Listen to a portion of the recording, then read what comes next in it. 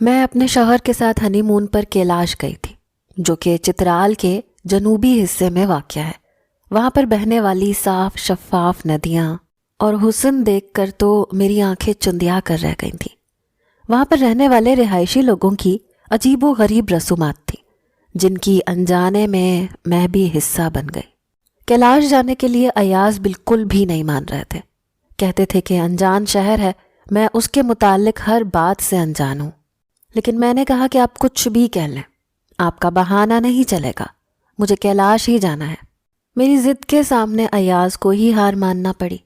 کراچی سے اسلام آباد تک کا سفر ہم نے جہاز میں کیا تھا، وہاں سے کیلاش تک کا سفر بس میں کیا تھا۔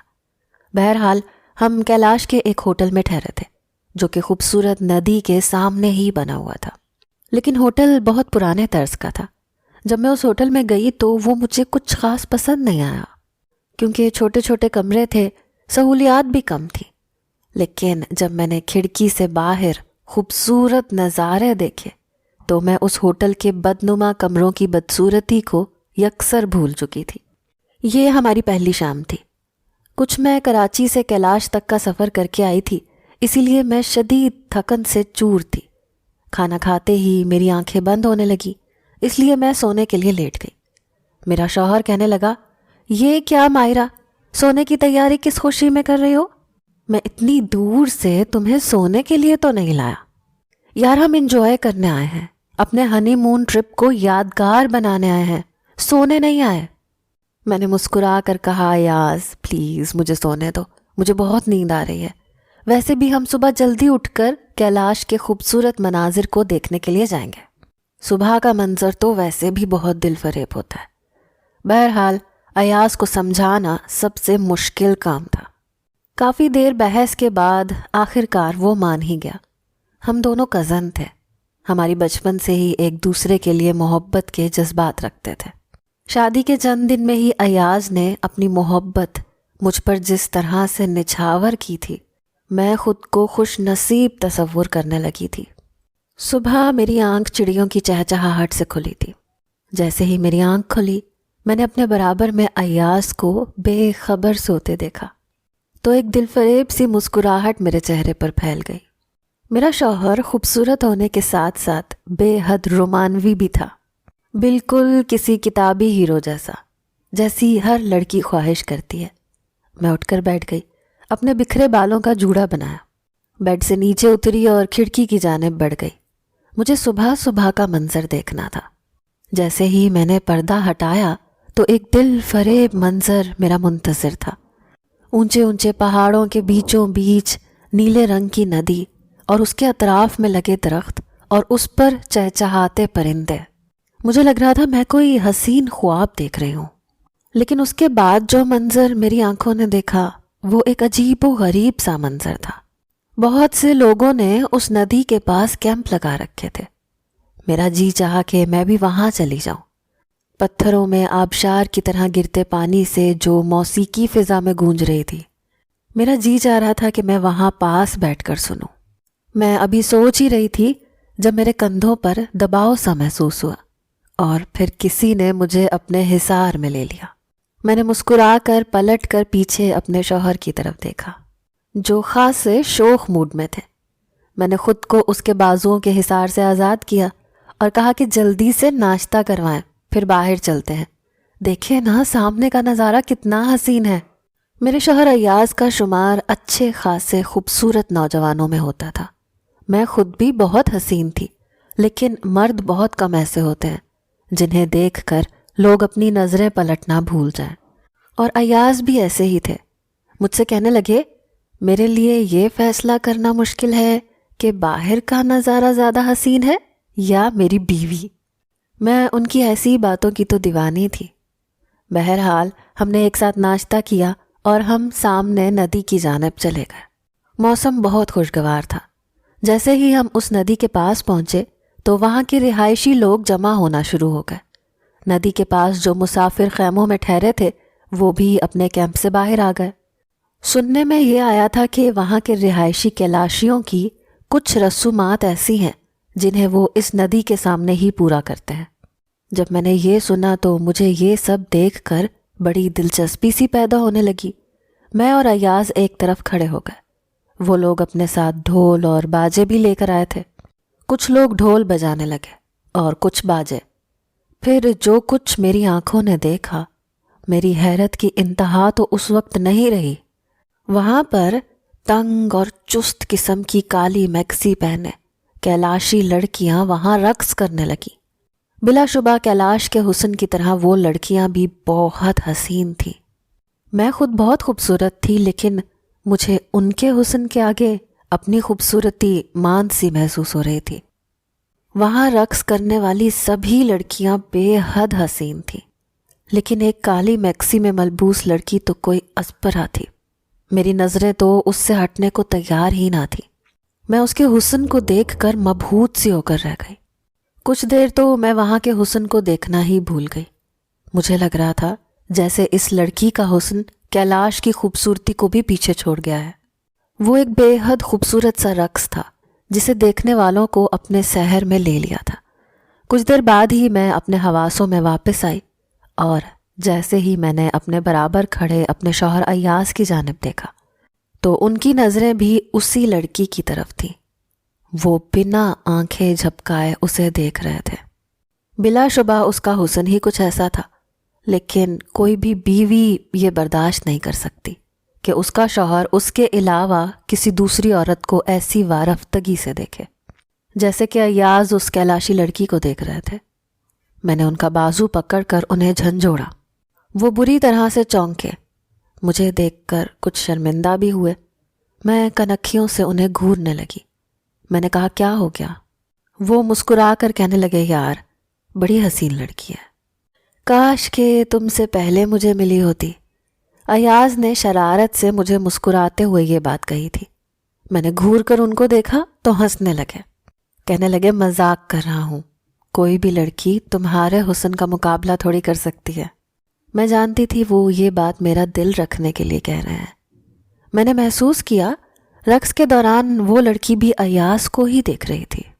بہرحال ان کا رقص اتنا دلچسپ تھا کہ ہمارا تو وہاں سے اٹھنے کو جی ہی نہیں جا رہا تھا، لیکن ہم نہیں جانتے تھے کہ وہ رقص نہیں، میرے لیے موت کا پیغام ہے۔ وہاں کے لوگوں کی ایک عجیب رسم تھی کہ وہاں لڑکیاں شادی سے پہلے اپنی پسند کے لڑکے سے زنا کاری کرتی تھیں۔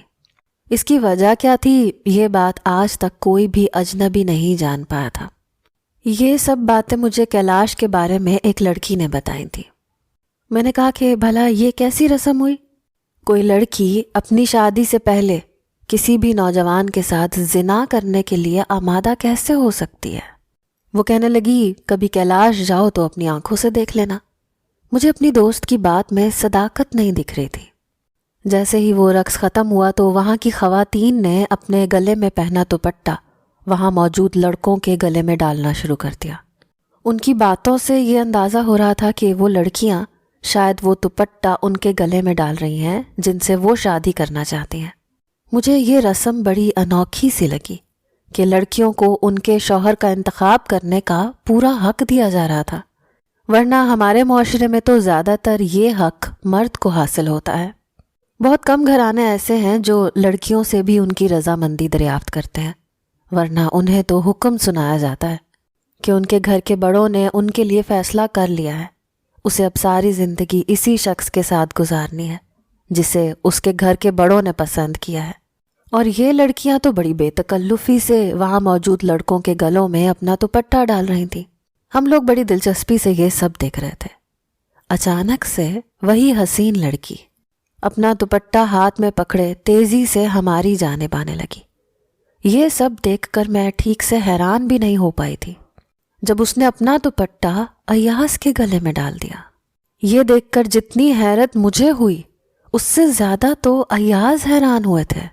ایک دم ہی بجنے والا ڈھول اور باجے بند ہو گئے۔ وہاں موجود جتنے بھی کیلاشی تھے وہ یہ سب دیکھ کر یوں خاموش ہوئے جیسے سب کو سانپ سونگھ گیا ہو۔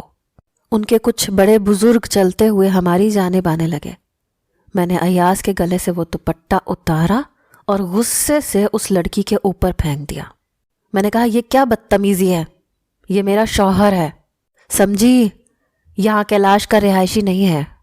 اس لڑکی نے کوئی جواب نہیں دیا، بالکل خاموش تھی، لیکن مسکرا مسکرا کر ایاز کو دیکھ رہی تھی۔ ایاز بھی غصے میں آ گئے۔ اس لڑکی کے بزرگ ہمارے پاس پہنچ گئے، کہنے لگے کہ ہمارے ہاں ایک رسم ہوتی ہے، لڑکی شادی سے پہلے ایک رات کے لیے جس لڑکے سے بھی چاہے زنا کر سکتی ہے، اور ہماری لڑکی نے تمہارے شوہر کو پسند کیا ہے۔ یہ سن کر تو ایاز بری طرح گھبرا گئے۔ کسی کو دیکھنا ایک دوسری بات ہوتی ہے، لیکن ایک رات کسی لڑکی کے ساتھ گزارنا، وہ بھی ایک گناہ کے ساتھ، کوئی بھی مرد ایسا کیوں کرے گا؟ میں جانتی تھی کہ میرا شوہر کبھی بھی یہ نہیں کر سکتا۔ ایاز کہنے لگے، ہم یہاں کے رہائشی نہیں ہیں، یہ میری بیوی ہے، ہم یہاں پر صرف سیر و تفریح کے لیے آئے ہیں۔ آپ اپنی لڑکی سے کہیں کہ وہ کسی اور کے ساتھ یہ رسم نبھا لے۔ لیکن وہ بزرگ کہنے لگا کہ نہیں، ایسا نہیں ہوتا، اس لڑکی کو پورا حق حاصل ہے کہ یہ ایک رات جس لڑکے کے ساتھ چاہے گزار لے، اور اس نے تمہیں چنا ہے۔ یہ سن کر ایاز کو غصہ آنے لگا۔ وہ کہنے لگے کہ آپ کیسے میرے ساتھ زبردستی کر سکتے ہیں؟ میں ایسا کوئی بھی گناہ نہیں کرنا چاہتا، نہ آپ کی کسی رسومات کا حصہ بننا چاہتا ہوں۔ ہم نہیں جانتے تھے کہ ہماری یہ بات ہمارے لیے وبال جان بن جائے گی۔ ان لوگوں نے اپنی جیبوں سے پسٹل نکال لیے اور میرے اور ایاز کے سر پر رکھ دی۔ یہ دیکھ کر تو ہم لوگ سانس لینا ہی بھول گئے۔ وہ لوگ کہنے لگے، جو ہماری رسومات کے خلاف بات کرے ہم اسے جان سے مار دیتے ہیں، اور یہاں پر ایسا کوئی قانون نہیں جس کے ہم پابند ہوں۔ ہمارے اپنے قانون ہیں جنہیں ہم پابندی سے نبھاتے ہیں، نہ صرف نبھاتے ہیں بلکہ سامنے والے کو بھی مجبور کر دیتے ہیں۔ یہ عجیب زبردستی تھی جو ہمارے ساتھ برتی جا رہی تھی۔ ان کے کئی نوجوان ہمارے گرد جمع ہو گئے، جیسے ہمیں اپنی ہمراہی میں ہمیں اپنے علاقے میں لے جانا چاہ رہے ہوں۔ ایاز بار بار ان سے کہنے لگے کہ وہ ہمیں چھوڑ دیں، ہم صرف رقص دیکھنے کے لیے کھڑے ہوئے تھے، لیکن انہوں نے ہماری کوئی بات نہیں سنی، بس زبردستی ہمارے سروں پر پستل تانے ہمیں اپنے علاقے میں لے گئے۔ وہاں لے جا کر انہوں نے ہمیں ایک جگہ کھڑا کر دیا۔ وہ ایک گھر تھا جس کا صحن بہت بڑا تھا، اطراف میں کمرے بنے ہوئے تھے۔ وہ لڑکیاں ساری کی ساری سامنے بنے کمروں کے اندر چلی گئی، اور مرد خوامخواہ کی بدماشی ہمیں دکھا رہے تھے۔ پھر ان کے بزرگ نے ایک خاتون کو آواز دی جو کہ کوئی 50-55 کے لگ بھگ تھی۔ عورت میرے پاس آ کر کھڑی ہو گئی۔ وہ شخص کہنے لگا، اس لڑکی کو اپنے ساتھ کمرے میں لے جاؤ۔ یہ کہنا تھا کہ میرا دل دھڑکنا بھول گیا، نہ جانے وہ لوگ میرے ساتھ کیا کریں۔ اسی وقت ایاز بھی اشتعال میں آ گئے۔ انہوں نے اپنے سر پر تنی پستول جھٹکے سے پیچھے کی، میرا ہاتھ پکڑ لیا۔ کہنے لگے، خبردار، جو میری بیوی کو کہیں بھی لے کر گئے۔ ہم آپ لوگوں سے کہہ چکے ہیں کہ ہم یہاں پر صرف سیر و تفریح کے لیے آئے تھے، اس لیے آپ لوگ زبردستی ہم سے اپنی کوئی رسم نہیں کروا سکتے، کیونکہ رسم کے نام پر یہ سراسر ایک گناہ ہے، اور میں مر کر بھی آپ کی کسی لڑکی کے ساتھ زنا نہیں کروں گا۔ ایاز کا یہ کہنا تھا کہ ایک نوجوان نے اپنی پسٹل کا بٹ بڑی زور سے ایاز کے سر پر مارا۔ ایاز کے سر سے خون بہنے لگا۔ یہ دیکھ کر میری تو چیخیں نکل گئی۔ میں نے کہا، یہ آپ لوگ کیا کر رہے ہیں؟ کیوں میرے شوہر کو مار رہے ہیں؟ وہ شخص کہنے لگا کہ انکار کی صورت میں ہم اسے جان سے مار دیں گے۔ یہ سب سن کر تو میں رونے لگی۔ ہم کس بڑی مصیبت میں آ چکے تھے۔ اس شخص نے بڑی عمر کی عورت سے کہا کہ اس لڑکی کو اپنے ساتھ کمرے میں لے جاؤ۔ ایاز کے سر سے خون بہہ رہا تھا جب دو نوجوانوں نے ایاز کے دونوں ہاتھ پیچھے کی جانب کر کے باندھنا شروع کر دیا۔ میں اس عورت سے اپنا بازو چھڑوانے لگی۔ میں نے کہا، آپ لوگ میرے شوہر کے ساتھ کیا کر رہے ہو؟ خدا کے لیے اسے کچھ مت کرنا۔ بتدریج میرے آنسو بہہ رہے تھے۔ ایاز بھی یہی کہہ رہے تھے، میری بیوی کو کہاں لے کر جا رہے ہو؟ میں تم لوگوں کو چھوڑوں گا نہیں۔ وہ عورت مجھے ایک کمرے میں لے کر آئی، مجھے دھکیل کر چارپائی پر پھینکا، پھر کمرے سے باہر نکل کر دروازہ بند کر دیا۔ اس کمرے میں چارپائی کے علاوہ اور کچھ بھی نہ تھا۔ میں جلدی سے اٹھ کر دروازے کے پاس آ گئی، دروازہ پیٹنے لگی، کہنے لگی، خدا کے لیے دروازہ کھولو، کیوں تم لوگ ہمارے ساتھ زبردستی کر رہے ہو؟ باہر سے مجھے ایاز کو مارنے پیٹنے کی آوازیں آ رہی تھیں اور میرا دل یوں تھا کہ جیسے کسی نے مٹھی میں لے کر دبوچ لیا ہو۔ اس وقت تو مجھے صرف اپنے شوہر کی جان کی فکر تھی کہ ایاز کو وہ لوگ مار ہی نہ ڈالیں۔ میں رونے لگی، بلک بلک کے رونے لگی، سوچنے لگی کہ مجھے یہاں آنا ہی نہیں چاہیے تھا۔ جب تھوڑی دیر بعد دروازہ کھلا، وہی لڑکی کمرے میں داخل ہوئی جس نے کچھ دیر پہلے اپنا رقص کر کے ہمیں دیوانہ کیا تھا، اور اس کے بعد جو حرکت کی تھی اس نے ہمارے ہوش اڑا کے رکھ دیے تھے۔ اسے اپنے سامنے دیکھ کر مجھے نفرت سی محسوس ہو رہی تھی۔ اندر آتے ہی اس نے دروازہ بند کر دیا، مجھ سے ٹوٹی پھوٹی اردو میں بات کرنے لگی، کہنے لگی تمہارے شوہر کے ساتھ کیا مسئلہ ہے؟ وہ کیوں بار بار انکار کر رہا ہے؟ حالانکہ میں تو تم سے بھی زیادہ خوبصورت ہوں۔ یہاں رہنے والے کیلاشی نوجوان میری ایک نظر کے منتظر کھڑے ہیں، لیکن میں نے تمہارے شوہر کو چنا ہے۔ پھر کہنے لگی کہ میں اس علاقے کے سردار کی بیٹی ہوں اور وہ سردار ہمارے علاقے کا سب سے بڑا مانا جاتا ہے، اس کی بات کوئی نہیں ٹالتا، اور آج تک جو بات میں نے اپنے باپ سے کہی ہے انہوں نے وہ بات مانی ہے۔ تمہارے شوہر کی ضد بلا وجہ کی ہے، کیونکہ رات تو اسے ہر صورت میرے ساتھ گزارنی پڑے گی۔ میں نے کہا تمہیں شرم نہیں آتی ایسی بے شرمی والی باتیں کرتے ہوئے؟ تم کیسے کسی کے شوہر کے ساتھ رات گزار سکتی ہو؟ میں نے اسے تھوڑا لالچ دینا چاہا۔ اپنے ہاتھوں میں پہنی سونے کی چوڑیاں میں نے اتار کر اس کو پکڑا دی، اپنے کانوں میں پہنے ہوئے سونے کے ٹاپس میں نے اتار کر اس کے ہاتھ میں رکھ دیے۔ میں نے کہا خدا کے لیے یہ سب تم رکھ لو، بس میرے شوہر کو چھوڑ دو، ہمیں یہاں سے جانے دو۔ وہ لڑکی بڑی عجیب قسم کی تھی، اس نے میری ساری چیزیں مجھے واپس کر دیں، کہنے لگی اس سے کئی زیادہ سونا میرے پاس ہے، اگر میں وہ تمہیں دے دوں تو کیا تم اپنا شوہر مجھے بیچو گی؟ ساری زندگی کے لیے، کیونکہ مجھے تو وہ بے انتہا پسند آیا ہے۔ اس کی بات میرا جی دہلا رہی تھی، اس کی آنکھوں میں مجھے ایاز کے لیے جو کچھ نظر آ رہا تھا وہ میرے بیان سے باہر تھا۔ وہ تو اسے شوہر بنانے کے چکر میں تھی، بات صرف ایک رات کی نہ تھی۔ وہ کہنے لگی جب تک میں چاہوں تمہارا شوہر میرے ساتھ رہے گا۔ میں نے کہا وہ ایسا کچھ بھی نہیں کر سکتا۔ وہ میری بات سن کر ہنسنے لگی، پھر میرا ہاتھ پکڑ کر مجھے کمرے سے باہر گھسیٹتے ہوئے لے کر آئی، جہاں میرا شوہر اچھا خاصا زخمی ہو چکا تھا۔ اسے اس حال میں دیکھ کر میں پھوٹ پھوٹ کر رونے لگی۔ میں نے کہا میرے شوہر کو چھوڑ دو، اسے کیوں اتنی بے دردی سے مار رہے ہو؟ لیکن میری پکار سنتا کون؟ ایاز ابھی بھی اپنی بات پر قائم تھے۔ جب اس بغیرت شخص نے ایاز کے پاس آ کر ایسی بات کہی کہ ایاز کے ساتھ ساتھ میرے بھی ہوش اڑ گئے۔ وہ شخص اسی لڑکی کا باپ تھا، اور نہایت ہی بے شرم باپ تھا۔ ایاز سے کہنے لگا اگر تم میری بیٹی کے ساتھ زنا سے انکار کرو گے تو آج اور ابھی سب کے سامنے یہ نوجوان تمہاری بیوی کے ساتھ بدکاری کریں گے۔ یہ الفاظ سن کر ہم دونوں میاں بیوی کا دماغ چکرا کے رہ گیا۔ یہ کیسی عجیب سی زبردستی تھی۔ ایاز یہ سن کر چپ کر گئے، کوئی جواب نہ دیا۔ جبھی چار مرد میری جانب بیک وقت بڑھے، یہ دیکھ کر میری جان نکل گئی۔ وہاں موجود لوگ صحن کے اطراف میں کھڑے تھے اور ہماری عزت کا تماشا دیکھ رہے تھے۔ ان چاروں میں سے ایک نے مجھے بڑی کمینگی سے دیکھتے ہوئے میرا دوپٹہ اتار کر دور پھینکا۔ ایاز کی فلک شگاف چیخ نکلی تھی۔ کہنے لگے میری بیوی کو کچھ مت کہنا، جو تم چاہتے ہو مجھے منظور ہے۔ یہ میرے شوہر کی بے بسی کی آخری حد تھی، ورنہ وہ تو اب تک مار کھا کر بھی اس گناہ کے لیے آمادہ نہ تھا جو یہ لوگ رسم کے طور پر کر رہے تھے۔ میں رو رہی تھی، میں اپنے آپ میں سمٹ کر بیٹھ گئی۔ ایاز سے کچھ نہیں کہہ سکتی تھی، کیونکہ دوسری صورت میں سب لوگوں کے سامنے جو کچھ میرے ساتھ کیا جاتا وہ زیادہ شرمناک تھا۔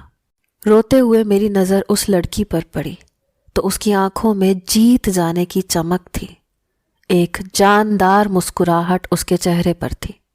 وہ سامنے بنے ایک کمرے میں چلی گئی، اور پھر ان نوجوانوں نے ایاز کو اس کمرے میں جانے کے لیے کہا۔